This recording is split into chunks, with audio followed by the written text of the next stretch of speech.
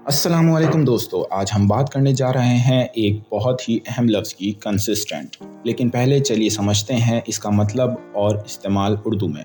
Consistent का मतलब होता है मुसल्लत या मुस्तमिर। जब कोई चीज़ या अमल बार बार तौर पर होता है तो उसे हम कहते हैं कंसिस्टेंट। फॉर एग्ज़ाम्पल, अगर आप हर रोज़ सुबह वॉक पर जाते हैं तो आपको कहना होगा कि आपकी वॉकिंग रूटीन कंसिस्टेंट है। I have a consistent habit of going for a walk every morning।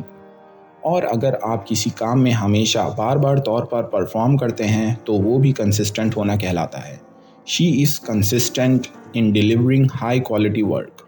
दोस्तों, अपने गोल्स को अचीव करने के लिए कंसिस्टेंसी बहुत ज़रूरी है, चाहे वो आपकी स्टडीज़ हों या कोई और शौक़। कंसिस्टेंट की यानी चाबी है। उम्मीद है आपको समझ आया होगा कंसिस्टेंट का मतलब और इस्तेमाल। अगर आपको और कुछ पूछना है तो हमें कमेंट सेक्शन में लिखें। मिलते हैं अगली वीडियो में, तब तक के लिए अल्लाह हाफ़िज़।